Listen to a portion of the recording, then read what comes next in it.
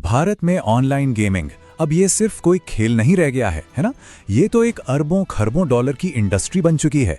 लेकिन जरा रुकिए, क्योंकि अब एक नया कानून आ रहा है जो इस पूरी इंडस्ट्री का गेम ही बदलने वाला है। तो चलिए समझते हैं कि ये इतना बड़ा बदलाव आखिर है क्या।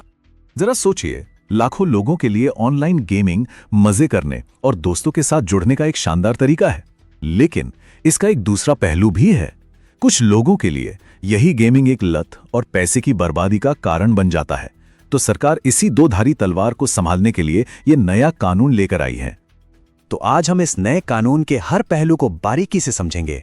हम देखेंगे कि रियल मनी गेमिंग पर इसका क्या असर होने वाला है, ई स्पोर्ट्स का भविष्य कैसा दिखेगा और आखिर में इंडस्ट्री और समाज के लिए इसके मायने क्या हैं।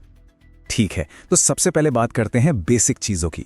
आखिर ये कानून है क्या और सरकार को इतना बड़ा और निर्णायक कदम उठाने की जरूरत क्यों पड़ी। तो संसद ने जो कानून पास किया है उसका आधिकारिक नाम है promotion and regulation of online gaming act 2025। और सच कहूं तो इसका नाम ही इसकी पूरी कहानी बता देता है। एक तरफ कुछ तरह के गेम्स को प्रमोट करना और दूसरी तरफ कुछ को रेगुलेट करना, यानी उन पर लगाम कसना। और हाँ, ये कोई दूर के भविष्य की बात नहीं हो रही है। जैसा कि आईटी मंत्री अश्विनी वैष्णव ने खुद कहा है, नियम लगभग तैयार हैं और हमारा इरादा इसे इस 1 अक्टूबर से लागू करने का है। इसका सीधा मतलब यह है कि यह बदलाव बहुत बहुत जल्द होने वाला है। तो इस कानून के पीछे असली मकसद क्या है? मतलब ये सिर्फ कुछ नियम कानून बना देने के बारे में नहीं है। इसका जो मुख्य लक्ष्य है वह है परिवारों को बचाना, उन्हें उस आर्थिक संकट से बचाना जो कुछ ऑनलाइन गेम से जुड़े जुए, लत और भारी नुकसान की वजह से पैदा होता है।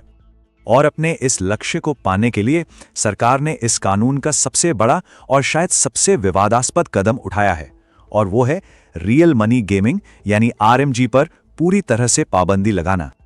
और सुनिए, ये कोई आधी अधूरी पाबंदी नहीं है। हम बात कर रहे हैं पूरी तरह से रोक की। रियल मनी गेम्स के कोई विज्ञापन नहीं दिखेंगे, कोई पैसों का लेन देन नहीं होगा, यहां तक कि बैंक भी ऐसी पेमेंट्स को प्रोसेस नहीं कर पाएंगे।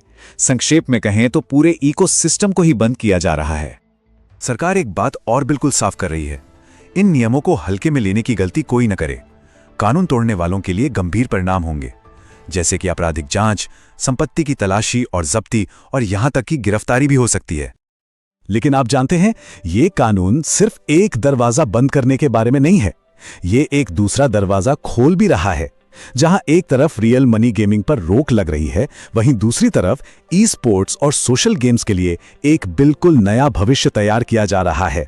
एक ऐसा भविष्य जहां सारा फोकस स्किल और मनोरंजन पर होगा। तो यहां सरकार की रणनीति बिल्कुल साफ है ना। एक तरफ है रियल मनी गेम्स जिन पर पाबंदी लगाई जा रही है क्योंकि वो जुए और लत से जुड़े हैं, और दूसरी तरफ है ई स्पोर्ट्स और सोशल गेम्स जिन्हें असल में मनोरंजन, शिक्षा और स्किल डेवलपमेंट के एक माध्यम के तौर पर प्रोत्साहित किया जा रहा है।